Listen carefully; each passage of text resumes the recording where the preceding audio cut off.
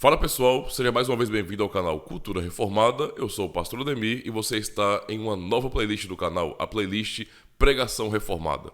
Por isso, se você não é inscrito ainda no canal, já aproveita e dá essa força, se inscreve, marcando o sininho das notificações, dando o seu joinha, porque ajuda bastante o canal, é claro, deixando seus comentários também.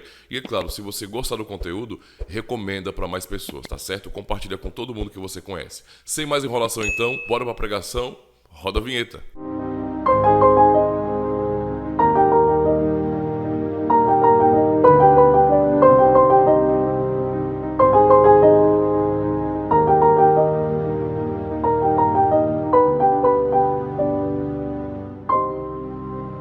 Gênesis capítulo 50.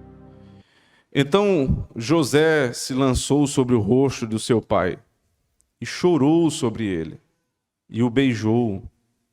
E José ordenou aos seus servos, os médicos, que embalsamassem a seu pai. E os médicos embalsamaram a Israel. E cumpriu-se-lhe 40 dias, porque assim se cumprem os dias daqueles que se embalsamam, e os egípcios os choraram 70 dias.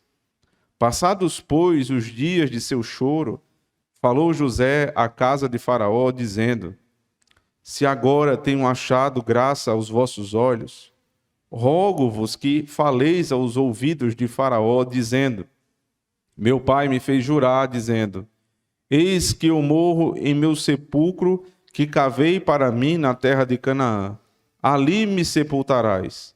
Agora, pois, te peço que eu suba, para que sepulte a meu pai. Então voltarei. E Faraó disse: Sobe e sepulta a teu pai, como ele te fez jurar. E José subiu para sepultar a seu pai. E subiram com ele todos os servos de Faraó, os anciãos da sua casa, e todos os anciãos da terra do Egito, como também toda a casa de José e seus irmãos, e a casa de seu pai. Somente deixaram na terra de Gósen os seus meninos, e as suas ovelhas e as suas vacas. E subiram também com ele, tanto carros como gente a cavalo, e o cortejo foi grandíssimo. Chegando eles, pois, à eira de Atade, que está além do Jordão, fizeram um grande e dolorido pranto, e fez a seu pai uma grande lamentação por 7 dias. E vendo os moradores da terra, os cananeus, o luto na eira de Atade, disseram: É este o pranto grande dos egípcios. Por isso chamou-se-lhe Abel Mizraim, que está além do Jordão. E fizeram-lhe os seus filhos assim como ele lhes ordenara. Pois os seus filhos o levaram à terra de Canaã e o sepultaram na cova de Macpela, que Abraão tinha comprado com o campo, por herança de sepultura de Efron, o heteu, em frente de Manre. Depois de haver sepultado seu pai, voltou José para o Egito, ele e seus irmãos, e todos os que eles subiram a sepultar seu pai. Vendo então os irmãos de José que seu pai estava morto, disseram: Porventura nos odiará José e certamente nos retribuirá todo o mal que lhe fizemos. Portanto, mandaram dizer a José, teu pai ordenou, antes da sua morte, dizendo: Assim direis a José: Perdoa, rogo-te, a transgressão de teus irmãos e o seu pecado, porque te fizeram mal. Agora, pois, rogamos-te que perdoes a transgressão dos servos do Deus de teu pai. E José chorou quando eles falavam.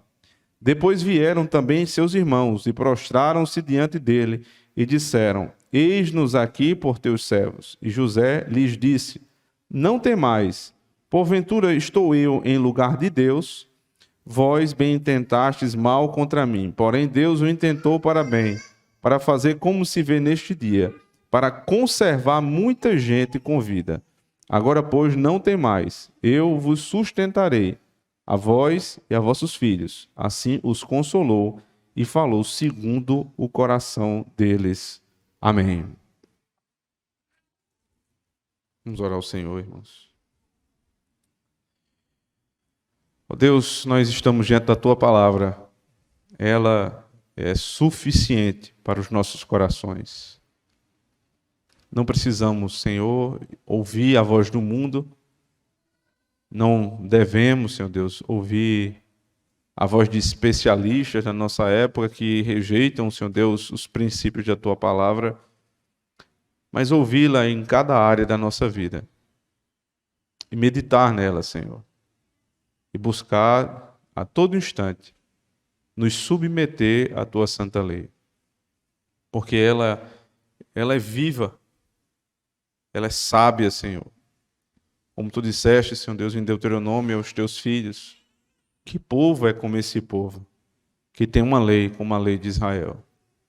Que povo é como a igreja, que tem a lei do Senhor como a nossa grande baliza de vida?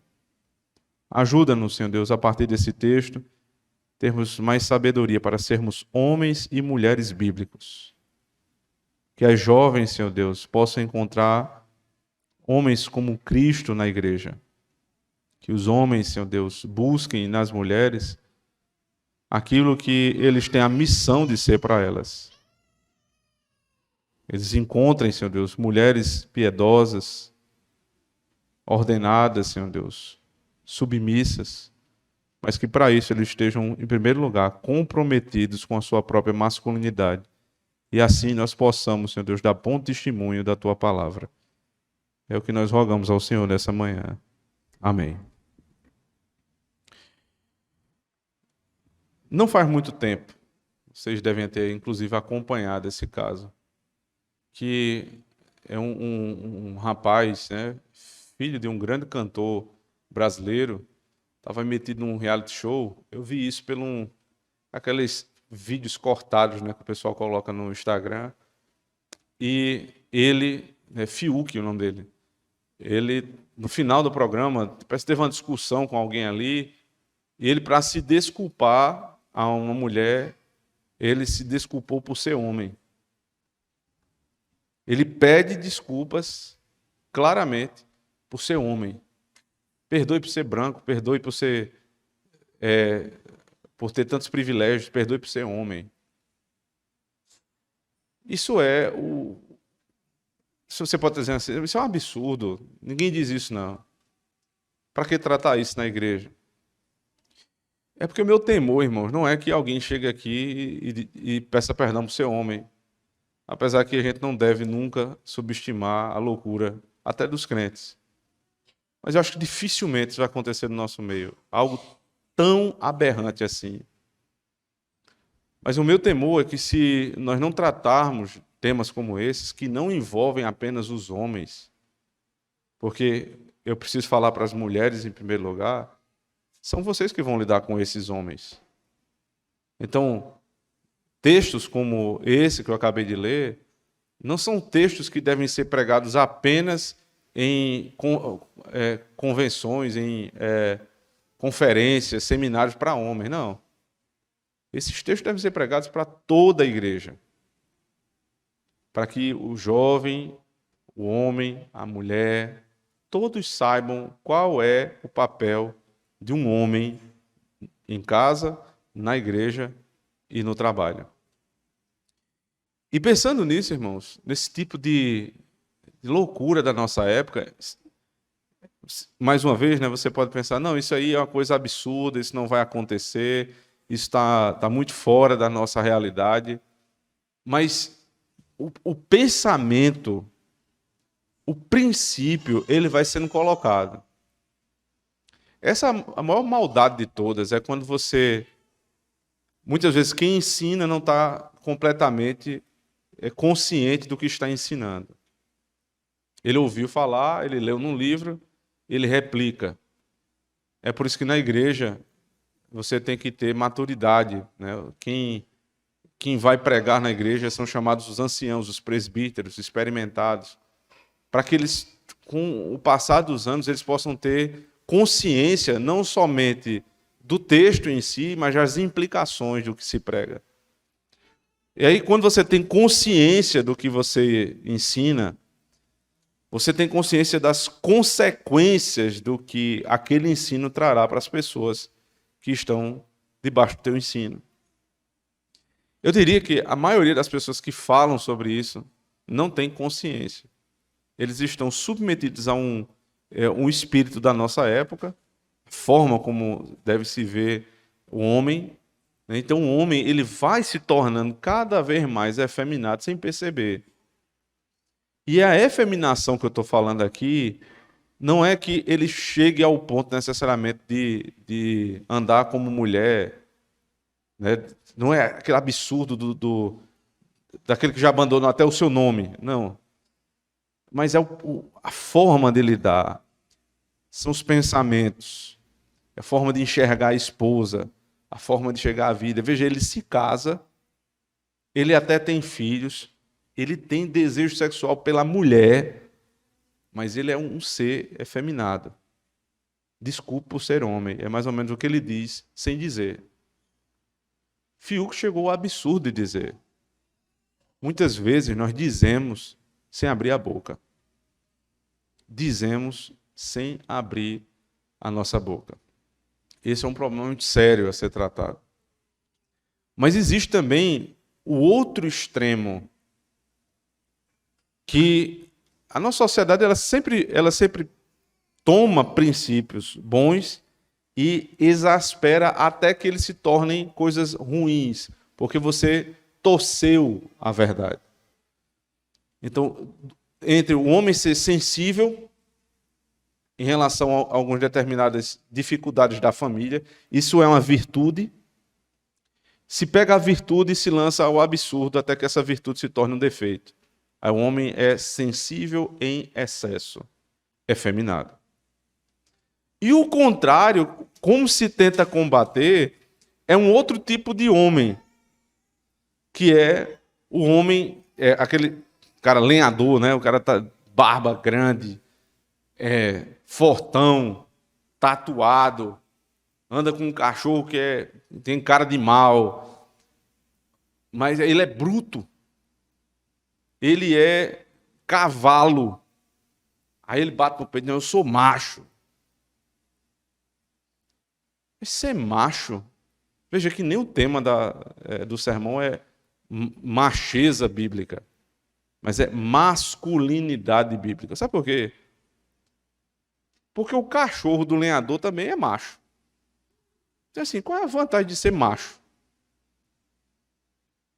Um boi é macho, um cavalo é macho, um cachorro é macho. Então, você bater no peito e dizer eu sou macho,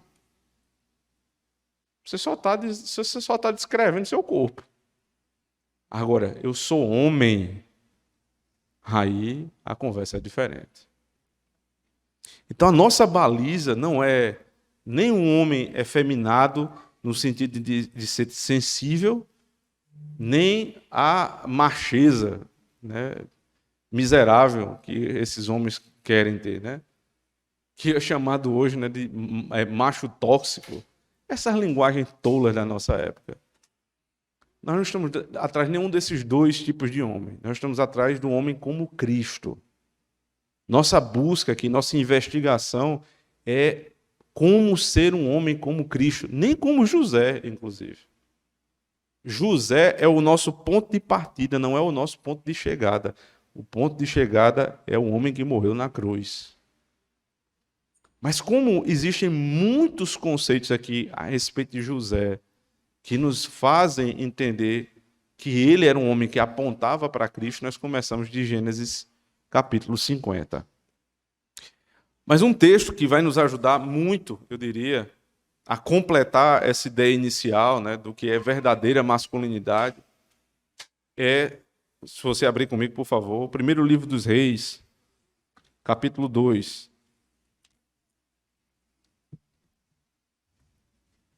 Primeiro livro dos Reis, capítulo 2.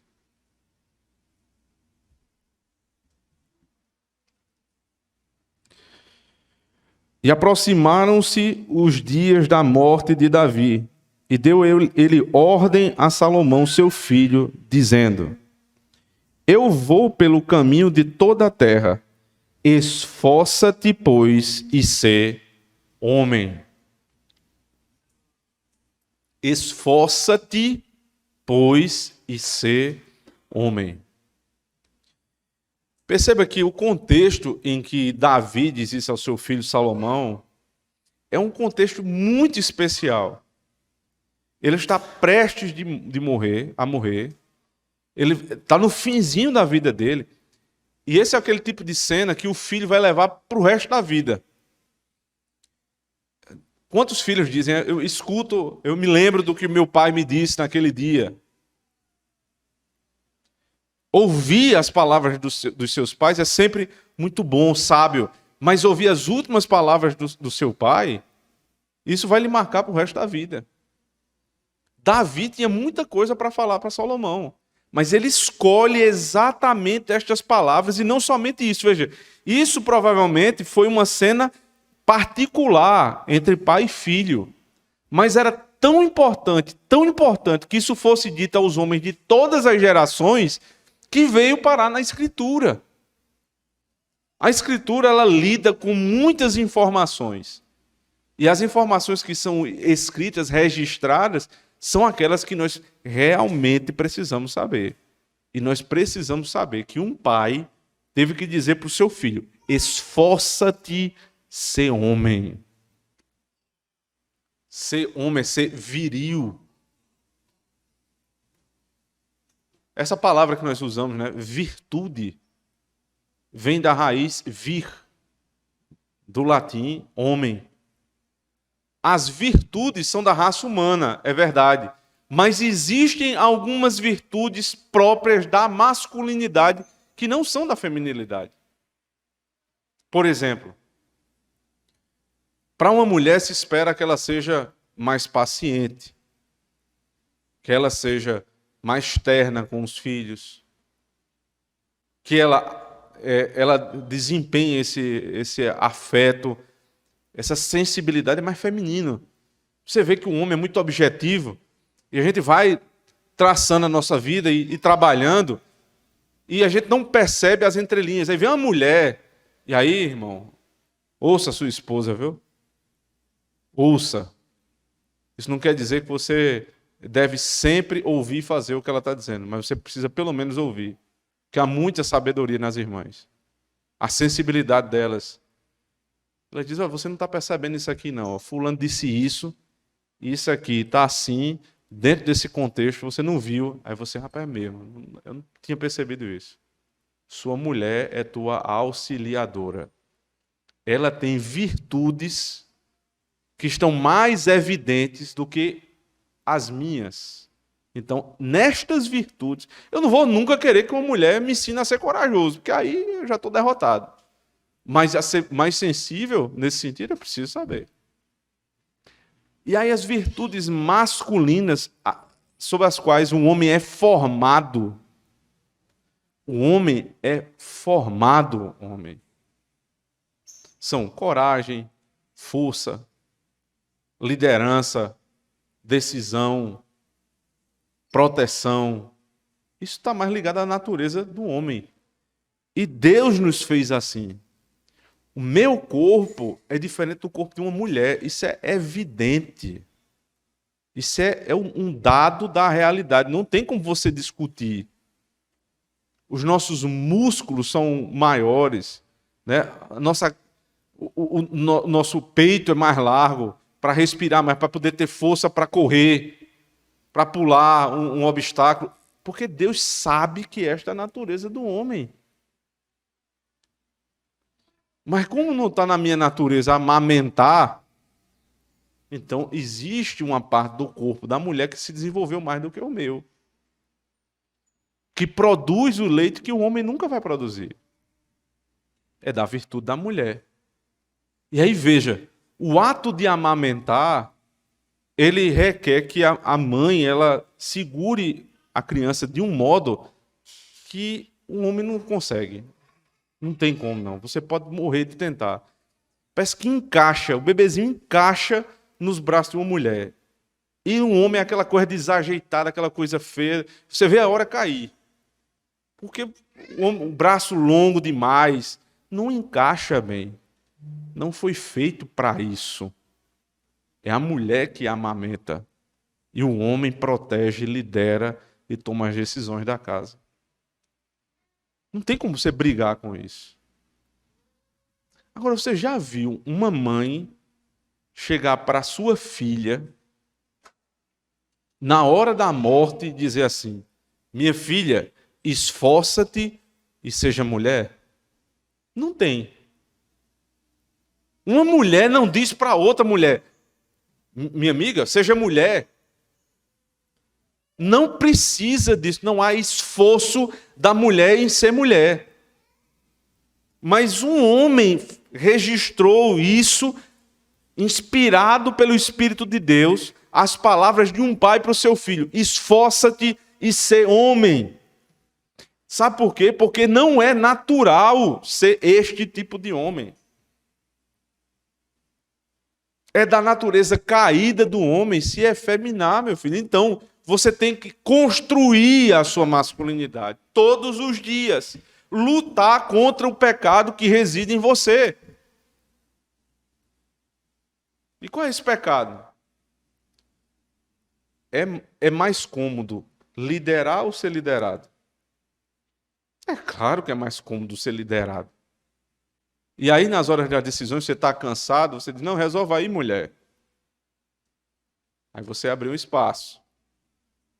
Aí tem uma decisão para tomar grande na casa. Aí você não tem firmeza. Sua mulher vem perguntar uma coisa, você não tem firmeza para responder.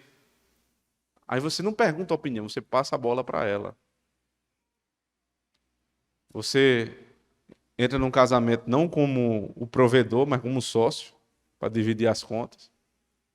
Você passa as decisões para ela, você não se envolve nos problemas da casa, e você vai deixando, e vai deixando. E quando você percebe, você tem barba, você até fala como homem, você até conversa como homem, mas você abandonou a sua masculinidade. Aos poucos, você abandonou a sua masculinidade. Tem um exemplo, já contei há muito tempo aqui atrás. Quem é mais velho na igreja sabe. Um pastor amigo estava visitando os Estados Unidos. Na verdade, ele estava morando lá nessa época. E ele foi para um churrasco no dia de sábado na casa de outro pastor americano. Aquelas casas americanas que tem aquele quintal bem grande atrás, né? O pessoal gosta de fazer barbecue, aquele churrasco americano. Eles estavam lá entre os homens, conversando, comendo, bebendo. E as mulheres estavam todas lá dentro na cozinha, preparando. Em determinado momento, tinha uma receita que a mulher não sabia exatamente o que é que tinha que botar ali naquela receita, se era um molho, alguma coisa dessa natureza. E aí, a mulher abriu aquela porta de trás, que é bem clássica na casa americana, né? Abriu a porta, dando para o quintal, os homens todos lá embaixo. Aí a mulher, a dona de casa, perguntou ao marido: fulano, quantas xícaras de açúcar tem que botar aqui na receita tal? Aí ele disse, 5. Ela virou, ele olhou para o pastor e disse, eu sei lá quantas tem que botar. Perguntou, ele disse, meu filho. Desse tipo de ação banal é que você percebe o quão um homem desse está comprometido com o seu papel. Eu vou lá deixar minha mulher na insegurança, 5, se der errado, no máximo vai ficar doce demais. Ou não vai ficar tão doce quanto que deveria ser. Mas eu disse o que tinha que fazer. Ou seja, nem sempre, homens, vocês vão saber exatamente provar o porquê você está tomando aquela decisão. Mas você tem que tomar. Você precisa tomar. Existem decisões que eu posso deixar para amanhã. É sabedoria, é prudência. Não vou dizer isso agora não. Você espera, amanhã eu lhe digo. Mas tem outras que você não tem como decidir para amanhã. É agora. E você precisa ter uma masculinidade muito bem formada para tomar essa decisão. Davi disse para o seu filho, seja homem. Esforça-te, seja homem. Uma mulher não diz para outra mulher, seja mulher. Mas um homem diz para o seu filho, para o seu amigo. Porque a natureza do homem, para ser homem, é uma luta contra a nossa natureza pecaminosa. É claro que isso existe entre as mulheres também, eu sei disso. Mas o esforço para ser homem é muito maior. Ele tem que lutar contra o conforto, o comodismo, a, a posição muito mais tranquila da mulher. As mulheres, irmãos, elas foram feitas para serem protegidas pelos seus maridos. Os filhos devem ser assim. Mas o homem não foi feito para ser protegido, ele foi feito para proteger. E isso não é da nossa natureza pecaminosa. Você tem que sempre trabalhar isso na sua cabeça, todo dia. Espera aí, eu estou sendo um homem. O que é que eu preciso fazer aqui para me tornar um homem ainda melhor? Todo dia. E lutar contra a minha natureza pecaminosa. Esforça-te, pois, ser homem. Voltando lá para Gênesis, capítulo 50, por favor. Nós vamos investigar diretamente o texto de Gênesis 50 para perceber 3 características da verdadeira masculinidade. Pelo menos 3. Eu vou tentar trabalhar com os irmãos essa manhã, certo? Versos 1 a 5. Então José se lançou sobre o rosto de seu pai e chorou sobre ele e o beijou. E José ordenou aos seus servos, os médicos, que embalsamassem ao seu pai, e os médicos embalsamaram Israel. E cumpriu-se-lhe 40 dias, porque assim se cumprem os dias daqueles que se embalsamam, e os egípcios choravam 70 dias. Passados, pois, os dias do seu choro, falou José à casa de Faraó, dizendo: se agora tenho achado graça aos vossos olhos, rogo-vos que faleis aos ouvidos de Faraó, dizendo: meu pai me fez jurar, dizendo: eis que eu morro em meu sepulcro que cavei para mim na terra de Canaã, ali me sepultarás. Agora, pois, te peço que eu suba para que sepulte a meu pai, então voltarei. Qual é a primeira característica da masculinidade bíblica? Honra. É a honra. José é governador do Egito. Veja, lembre, todo histórico, na linha do tempo de José, ele estava na casa dos seus pais, ele teve 2 sonhos, e nesses sonhos Deus mostrou claramente para ele que ele seria maior do que os seus pais e maior do que os seus irmãos. E quando ele foi contar isso para sua família, os seus irmãos ficaram irados com ele. Sabe por quê? Primeiro, porque ele conta. Ele conta porque um homem de Deus, ele tem esta atribuição também de contar as promessas de Deus para a sua vida. Ele não contou com soberba. Ele contou porque foi algo que Deus revelou para ele. Então, irmãos, o trabalho do homem é informar a sua casa, é anunciar as promessas de Deus para a sua casa. Seus filhos, seus irmãos, seus pais devem saber quais são as promessas do Senhor. Mas quando ele conta, ao invés de ele receber gratidão, não, o que acontece é que os irmãos dele tramam a sua própria morte. O texto diz que quando ele conta o seu pai Jacó, o seu pai não entendeu muito bem, que realmente não é uma informação muito boa de ser digerida. Mas os seus irmãos tramaram matá-lo, levaram para um campo, já estavam para matá-lo, então um dos irmãos disse: é melhor a gente não matar, é melhor vender. E ele foi vendido para uma caravana que passava ali, ele foi parar no Egito. Do Egito ele foi preso injustamente, da prisão ele foi retirado para interpretar os sonhos de Faraó, e interpretando os sonhos de Faraó, ele chegou ao cumprimento da promessa, se tornou governador de todo o Egito. Esse é o contexto desse homem. Jacó, o seu pai, que está morrendo aqui, né? Jacó era muito velho, final do capítulo 49, início do capítulo 50, ele está morto, e aqui são os preparativos, né, a respeito do seu sepultamento. Jacó foi um homem que ensinou José a ser homem. Era o pai dele. Então, quando um pai morre, o filho é governador, ele não vai tratar dos negócios do império. Ele vai tratar da honra do pai. Antes de ser governador, ele é filho. Então ele para tudo que estava fazendo para honrar o seu pai. E o tipo de honra que é dado aqui é muito interessante.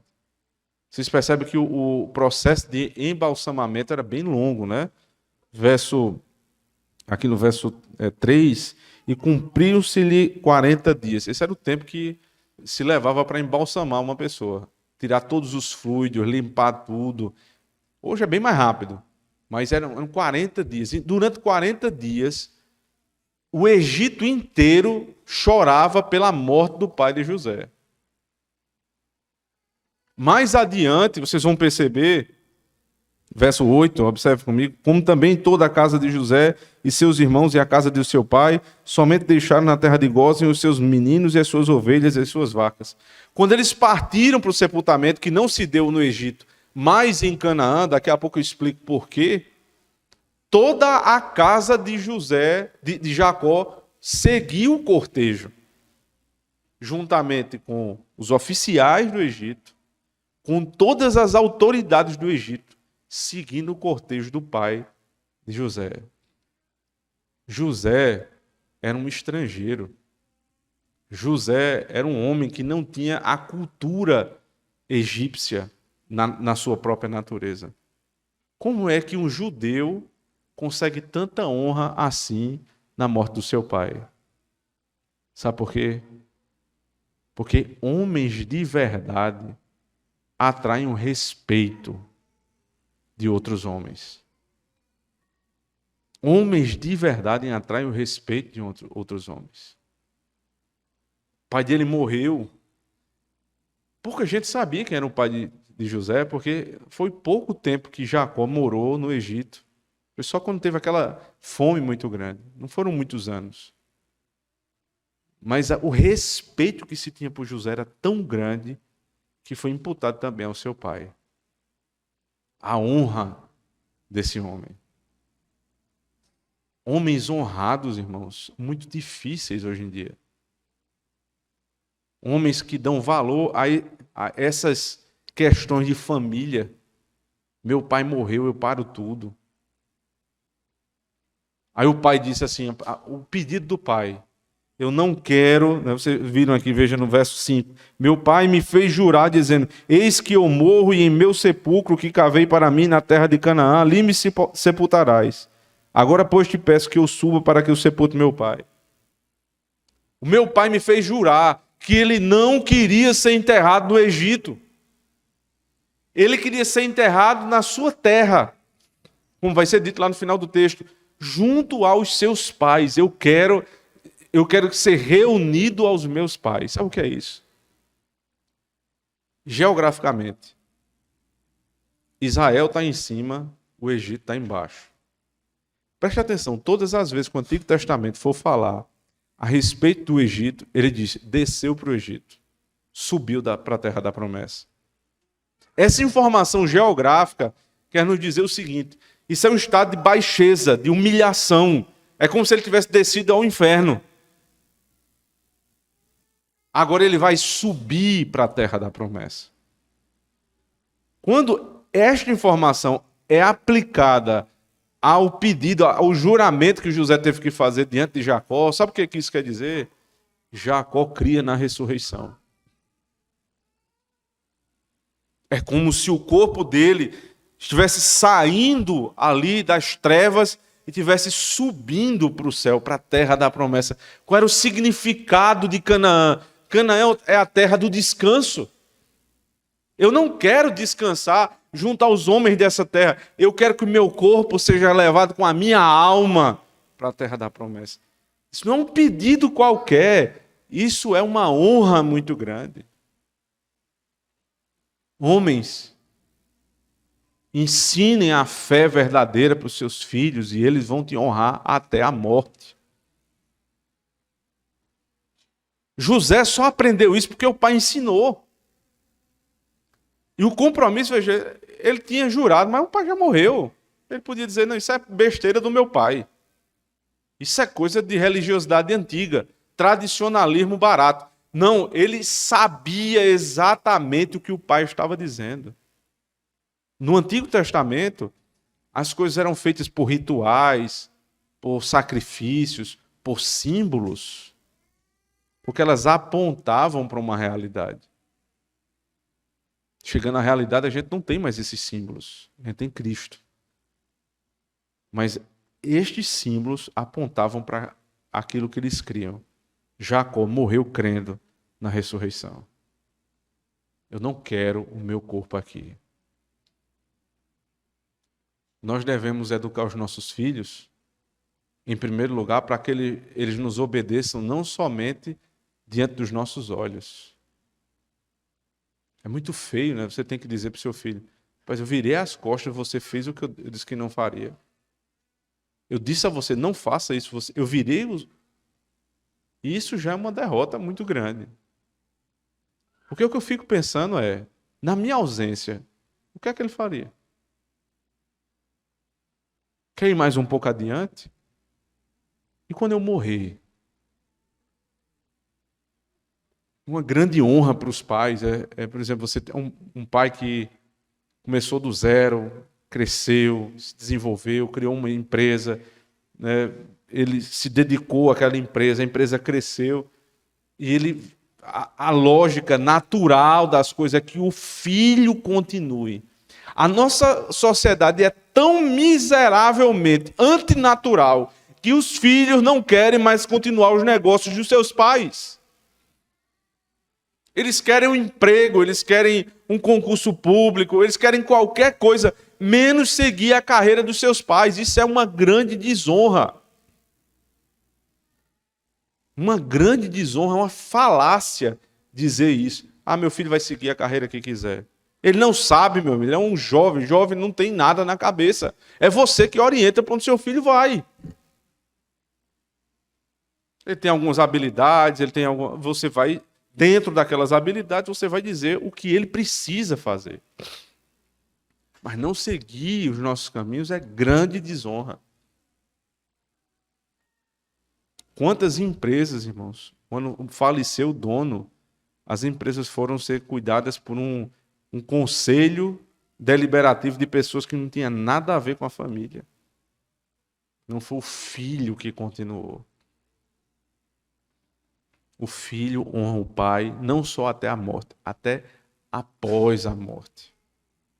Um filho que pega a herança do pai e torra todinha, só com porcaria, só com farra, bebedice e coisas fúteis, é uma desonra para a geração do seu pai. É uma desonra para a memória do seu pai. José não fez isso. Ele disse: eu jurei, eu vou levar meu pai para ser enterrado lá em Canaã. E não somente isso, ele pediu. Veja que ele disse assim, final do verso 5. Agora, pois, te peço que eu suba para que sepulte a meu pai. Então voltarei. E Faraó disse: sobe. Sobe. Ele é um homem que honra as autoridades. E não é só a honra dele, a honra por pai, é a honra das autoridades. Ele é governador, mas Faraó é o imperador. Ele solicita autorização para cumprir o juramento que fez ao pai. E ele era digno de tanta honra. Faraó nem titubeou, disse: sobe e enterra o teu pai. Eu queria falar para as mulheres aqui, especialmente as jovens não casadas, que elas precisam desesperadamente observar os seus futuros esposos em relação a como eles tratam os pais. Se eles são insubmissos, se eles são rebeldes, se eles são desrespeitosos.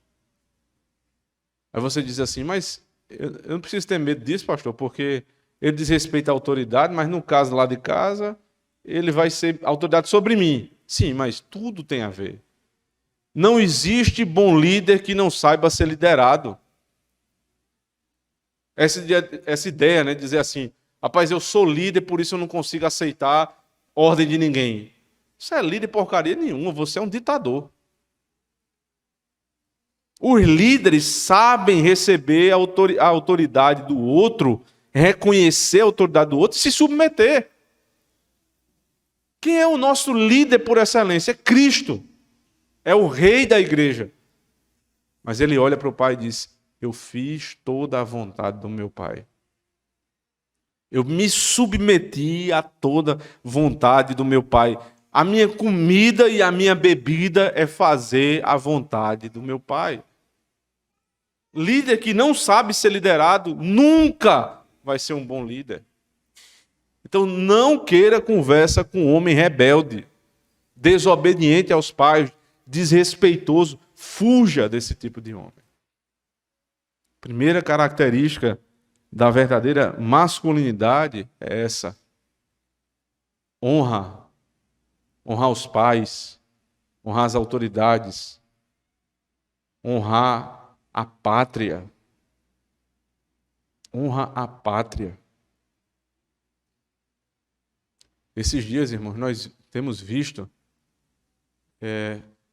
aquela guerra, né, que já está sendo travada há alguns meses, Rússia contra a Ucrânia. E se você perceber, eu não sou um grande entendedor de guerra não, mas também não sou bobo.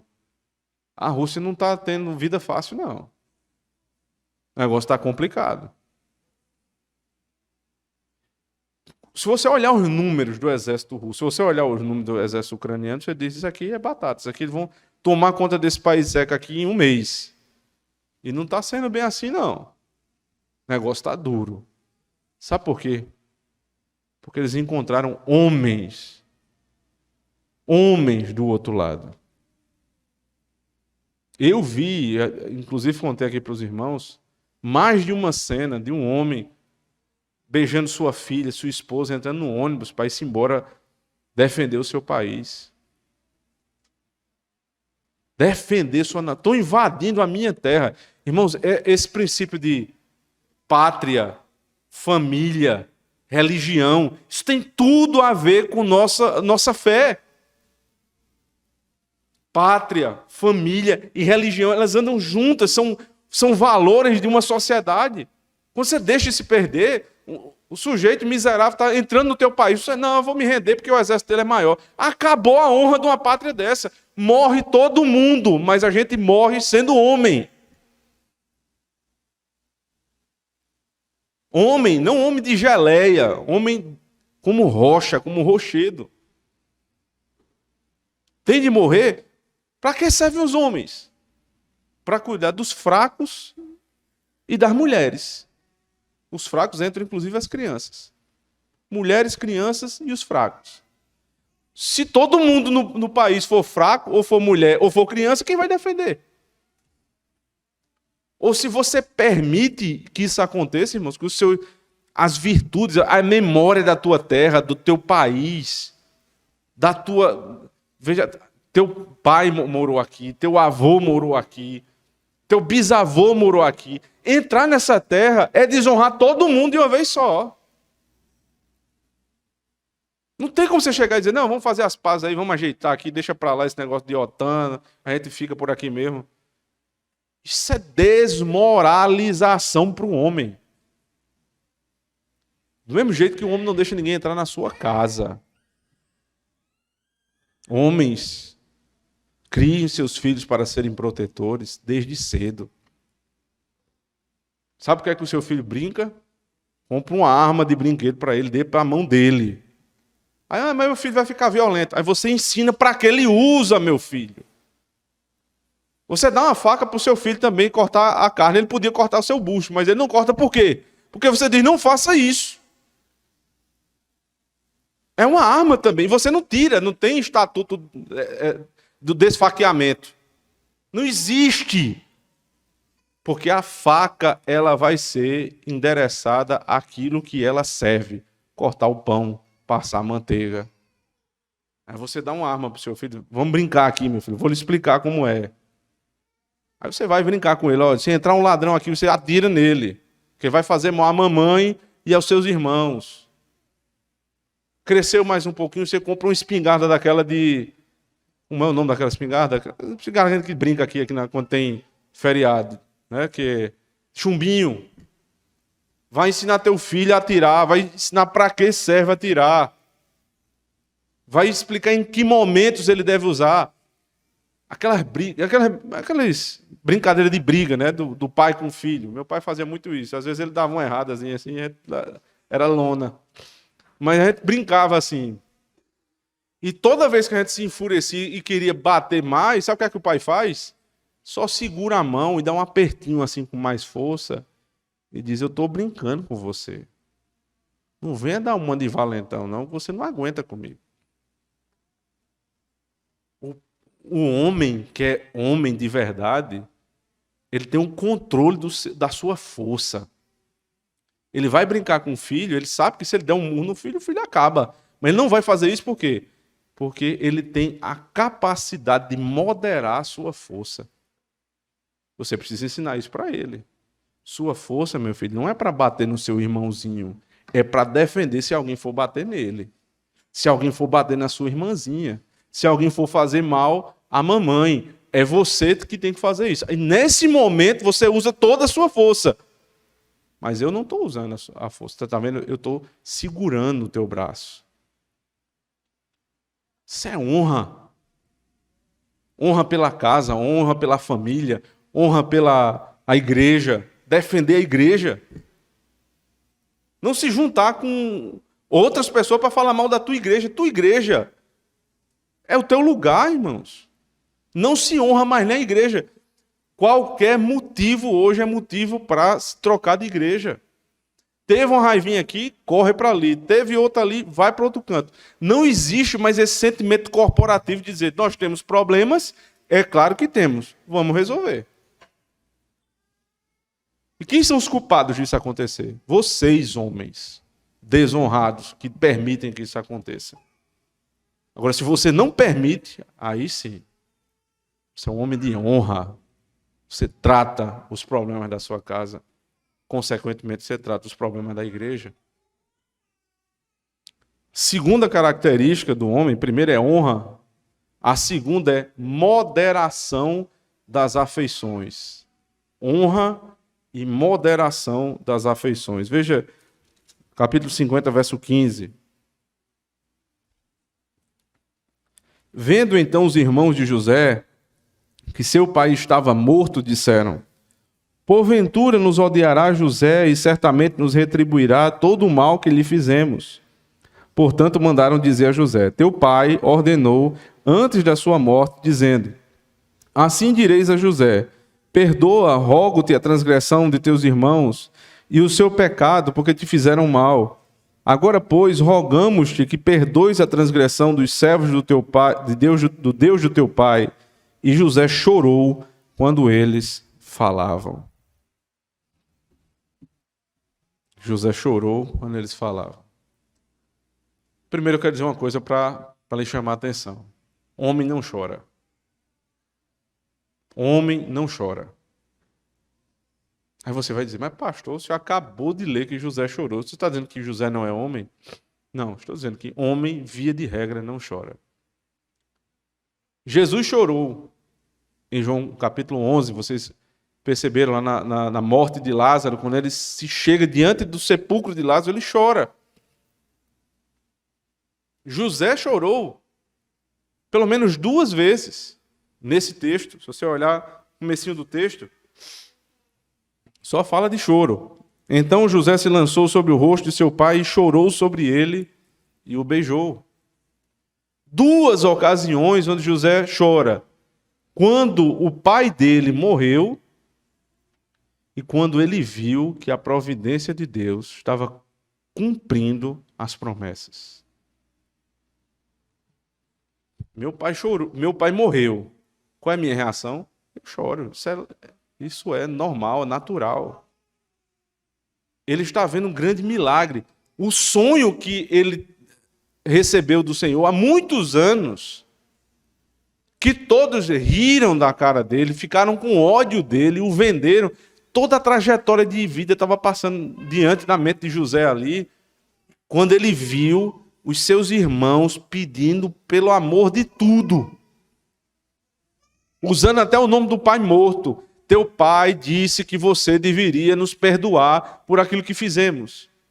José se retira e chora. Ele está vendo a promessa de Deus se cumprindo.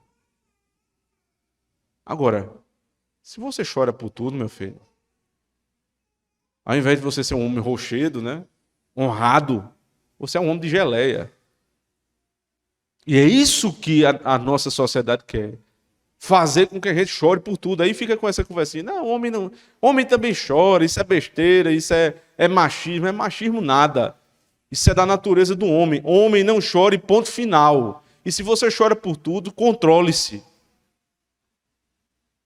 Controle-se. Porque se você chora por tudo, você é um menino, você é um bebê. E eu vou lhe explicar por quê. Isso é coisa de menino. Quem já teve bebê em casa, ou quem teve contato mínimo com a criança, sabe que é assim. Um bebezinho não sabe falar, ele está com fome, ele chora. Ele está com sede, ele chora. Ele está com dor, ele chora. Ele caiu do berço, ele chora. Não há hierarquização nenhuma da reação frente às circunstâncias. Se ele está com fome, que é uma coisa que não vai matá-lo, mas ele não consegue ter consciência disso.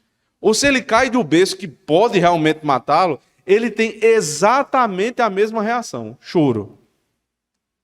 Isso é desproporcional, mas é comum para um bebê. E é por isso que quando o bebê deixa de ser bebê, começa a ser criancinha, a gente vai ensinando a criança a não ficar chorando por tudo. E ao homem, o menino, a gente diz algo diferente. Né? No Nordeste, principalmente, é assim. Você olha para o menino e diz, cala a boca e engula o choro. Não é assim? Seja homem, cala a boca e engula o choro. Engolir o choro é uma atividade não muito agradável. Né? Você já está se acabando de chorar. Você tem que engolir o choro, segurar e não chorar mais. É isso que o Senhor está dizendo. Engula o choro. Porque se você chora quando morre o seu pai, e quando você dá uma batidinha na quina da mesa, meu filho, aí você não hierarquizou, você não tem o domínio das suas afeições. Aí você é um bebezinho. Homem não chora. Agora, se existem situações tristes de verdade, doença muito séria, morte, ou, veja, a sensibilidade de um homem verdadeiramente crente, que quando enxerga a promessa de Deus se cumprindo na sua frente, ele chora. Chorar diante das grandes realizações de Deus é um dos atos mais masculinos que existem. Mas você quase não vê ninguém chorando por isso, pela nossa insensibilidade a tais fatos, mas vê o sujeito chorando por qualquer coisa. Homem que gosta de assistir filminho de menininha, de adolescente para ficar chorando. Tenha vergonha na cara, meu filho. É o tipo de filme que você para assistir. Romancezinho bobo, tolo. Isso é coisa de menininha. Agora, claro, você vai assistir um filme, né? Não precisa também ser um filme que com 20 segundos já matou 35 pessoas. Não, sua mulher não vai querer assistir isso com você, né? E você parece que ama mais a violência do que a masculinidade. Você quer matar todo mundo. Nenhuma coisa nem outra.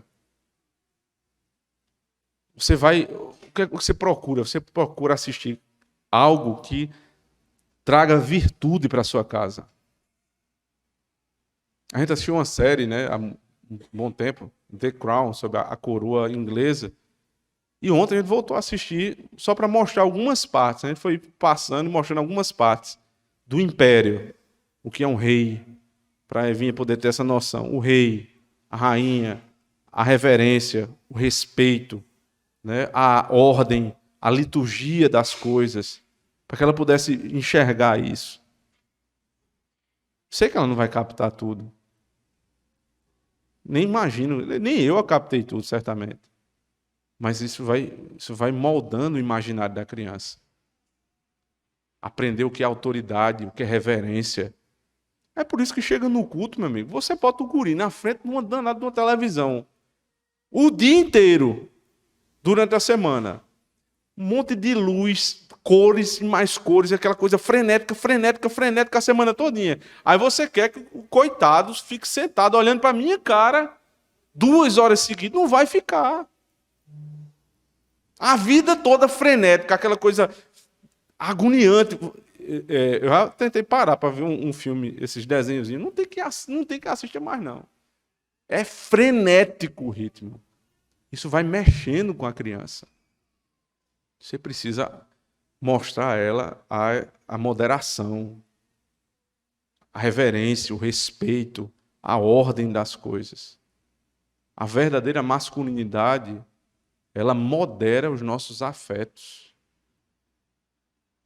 Você não deixa, por exemplo, a amizade dos seus filhos ser mais íntima do que a relação com pai e mãe. Que loucura é essa? Não tem coisas que eu só conto para os meus amigos e não conto para a minha família. Vai ser disciplinada. A aprender a moderar suas afeições. Que não tem isso. Amigo é muito bom, mas não se compara a pai e mãe. Não se compara. Se você permite que seus filhos amem mais os amigos de fora do que os seus irmãos, tem alguma coisa muito errada. E eu volto a dizer, homem não chora. Modere suas afeições. Também modere em termos de afeições, né, aqueles impulsos de raiva. É mais próprio da masculinidade? É. Mas a gente precisa moderar a força. Para que usar a força contra a mulher? A mulher não é tua inimiga. Teus filhos não são teus inimigos. Às vezes fala muito forte com os de casa, mas é uma mocinha falando com os de fora. Você tem que proteger sua casa contra os de fora e não o contrário. Em primeiro lugar, o verdadeiro homem é um homem de honra. Em segundo lugar, o homem verdadeiro é um homem que tem moderação nos seus afetos. E por fim, o verdadeiro homem, ele é um homem que serve a sua casa. Verso 19 a 21. E José lhes disse: não tem mais. Porventura estou eu em lugar de Deus? Vós bem intentastes mal contra mim, porém Deus o intentou para bem, para fazer como se vê neste dia, para conservar muita gente com vida. Agora, pois, não tem mais, eu vos sustentarei, a vós e a vossos filhos. Assim os consolou e falou segundo o coração deles. Como é que um homem fala ao coração dos seus? Não se preocupe, eu estou aqui. Que coisa maravilhosa, né? O mundo está se acabando. A mulher liga para você. Olha, os meninos aqui estão quebrando tudo, eu não estou dando conta mais, está faltando isso na feira, não sei o que lá. O homem diz: se preocupe não, estou indo para casa agora. Às vezes ele não sabe nem como é que vai resolver. Mas ali já tranquilizou o coração da mulher. Aí ela chega logo por menino e diz: olha, se liga que seu pai está vindo, viu? Olha que coisa terrível, né? É se, numa situação como essa, a mãe vai dizer para o filho: olhe, pare de fazer o que você está fazendo, eu já chamei seu pai. O menino olha assim: pai, meu pai, continua fazendo a mesma coisa. Não tem respeito pela figura do pai. Não tem respeito. Meu amigo, quando o seu filho escutar dizer assim: teu pai está chegando, é para ele virar igual aquelas Toyota, velho, que transporta gente no interior, se tremendo todo de medo. É isso que teu filho tem que fazer. Meu pai tá, pelo amor de Deus, eu vi uma cena aqui um dia, foi fantástico, foi lindo. As raras vezes que a gente vê algum tipo de indisciplina aqui, né?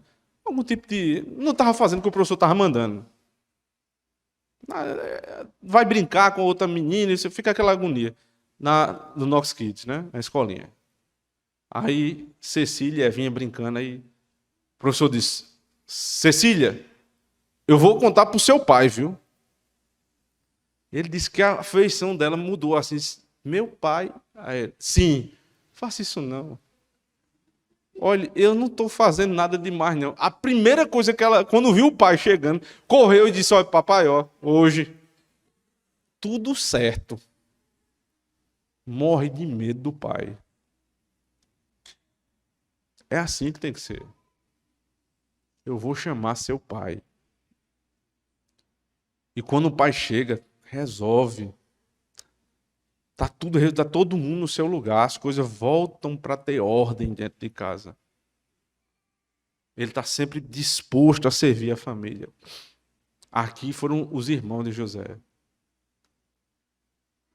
Eles disseram: olha, eles estão na mão de José agora. O pai morreu. Ele disse: pronto, meu pai morreu. Era só o que segurava ele de se vingar de nós. Agora ele vai se vingar.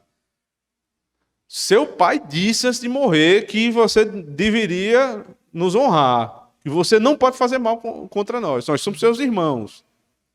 Aí José poderia ter dito: agora, né? Porque lá atrás vocês me massacraram. Aí ele pega, olha assim e diz: não se preocupem. Vocês estão achando que eu estou no lugar de Deus? A vingança pertence ao Senhor. Vocês fizeram contra mim. A vingança pertence ao Senhor. Vocês intentaram o mal. Veja o verso 20. Vós bem intentastes mal contra mim. José não é tolo não, meu amigo. Ele não dá tapinha nas costas dos irmãos ruins, não. Ele disse: eu sei que vocês são capazes, seus miseráveis.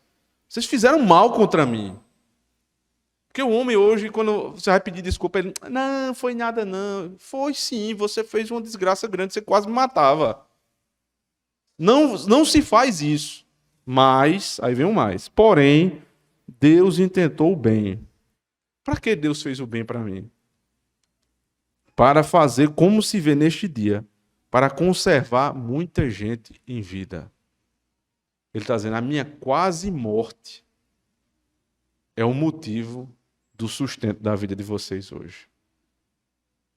Vocês iam morrer de fome, mas por conta da minha quase morte, vocês vão ter vida. Vocês e muitos outros. Essa é a cena, você de frente para os seus irmãos, que lhe traíram e lhe venderam. Aí você tem a capacidade de olhar e enxergar nas entrelinhas o que foi que Deus fez. Eu vou sustentar vocês. Um dia na cruz do Calvário, quando o Senhor estava prestes a morrer, e os seus detratores estavam ali, zombando dele, ele ainda teve a capacidade de rogar ao Pai e dizer: Pai, perdoa-lhes, porque eles não sabem o que fazem. Há uma semelhança entre José e Cristo, mas há uma enorme diferença. A quase morte de José sustentou a família da aliança. Porque dali vieram todos os homens que formaram o grande povo de Israel. Mas da morte, não quase morte, da morte de Cristo, se formou um povo que se chama a Igreja do Senhor. E eu e você somos conservados em vida, não somente nessa vida, mas na vida eterna, pelo serviço de um homem que também é Deus. Quando Cristo se entregou na cruz do Calvário, ele se entregou pelas mesmas motivações de José. Formar uma família para si. Servir a sua casa. Quando um homem procura formar uma família, esta é a motivação da vida dele. Olhar para aquela jovem que quer se casar E não olhar para ela dizendo, ela vai me fazer feliz. Porque isso é coisa dos homens de geleia da nossa época. O homem que é como Cristo, como um rochedo, ele olha e diz, eu vou me sacrificar por essa mulher. Eu vou dar a vida por essa mulher. Eu vou cuidar dos filhos que essa mulher me der. E eu vou preservar a nossa família. Esse é um homem bíblico. Honrado, com suas afeições moderadas e servo. Se nós conseguirmos estas coisas, irmãos, certamente nós seremos como Cristo. Queria trazer algumas aplicações finais aqui para os homens e para as mulheres também. Primeiro, homens, parem de reclamar de tudo. Os homens de hoje estão reclamando do emprego que têm, da situação econômica do país, da mulher, dos filhos, da igreja, de tudo. Homem que faz isso é filho de Adão. Porque na hora que Adão foi repreendido pelo Senhor, a primeira coisa que ele fez foi botar a culpa na mulher. A culpa é da mulher que o Senhor me deu. É tu e dela. Você tem que olhar para a situação da sua casa e dizer, isso aqui está na minha mão. Chamar a responsabilidade para o seu peito e dizer, pode deixar que aqui é comigo. Lembra daquela... É meio que uma anedota, né, do pastor, de 5 colheres de açúcar. A sua mulher tem que olhar para você e ter esta confiança. O que ele fala é como receita de bolo. É para fazer. E por que você crê numa receita de bolo? Porque muitas pessoas fizeram aquela mesma receita e deu certo. Porque uma mulher consegue ter respeito pelo seu marido a ponto de seguir o que ele diz e dizer, vai dar certo. É porque ela olha e diz, muitas outras vezes, ele tomou a liderança da casa e resolveu. E resolveu. É fácil ser homem? Não. É muito mais contra a natureza ser homem do que ser mulher. Por isso é um esforço diário. Você não reclama da vida, você resolve o problema. Você não impõe problema para os outros, você não joga problema para os outros, você resolve os problemas, sem reclamar.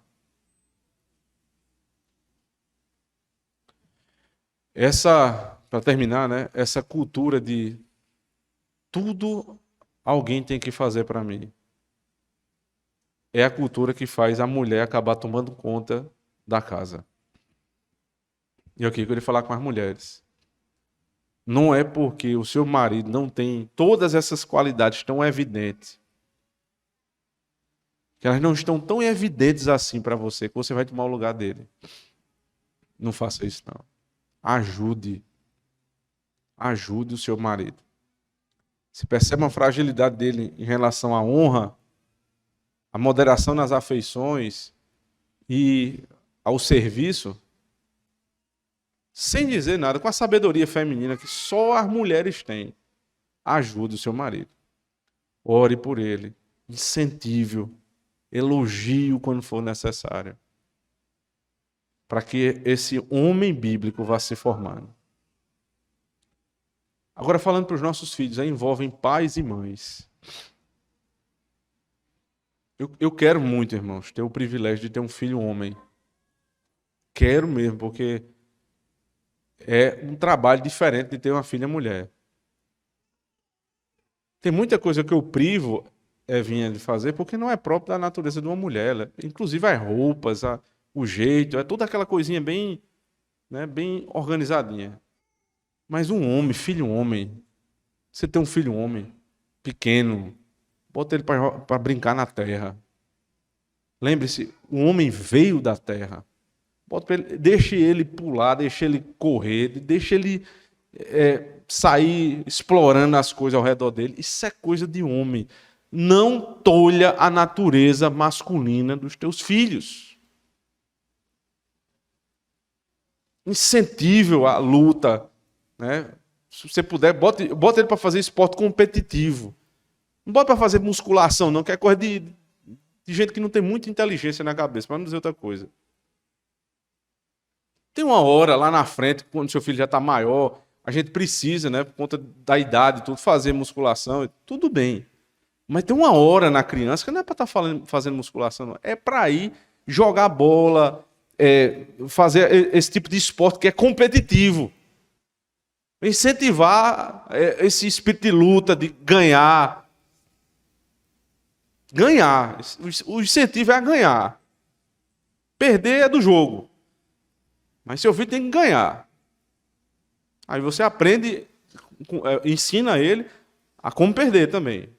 Mas buscando sempre ganhar. Faça isso com seu filho. Não deixe ele bater nas menininhas. Você tem que proteger as menininhas. Não fique cheio de frufruzinho com o menino, não. Não faça isso, meu amigo. Você peça a Deus e tem uma menina, aí você faz dela um árvore de Natal. Com moderação, né? Claro. Mas menino, não. Não tem frufru para menino.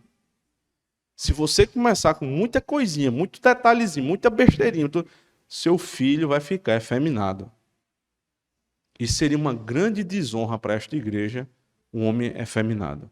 Grande desonra. Você quer que eu repita quantas vezes? Nós estamos formando homens bíblicos e mulheres bíblicas. E doa a quem doer. Ache ruim quem quiser. Meu espelho de masculinidade é Cristo. Cristo era um homem honrado, com moderação nas afeições e um grande servo. Seja como Cristo, meu irmão. Amém. Não esquece não de cooperar com o canal, se inscrevendo e marcando o sininho e dando seu joinha, tá certo? Aproveita logo e escolhe alguns vídeos aqui da tela para você acompanhar e continuar aí aproveitando o conteúdo do canal.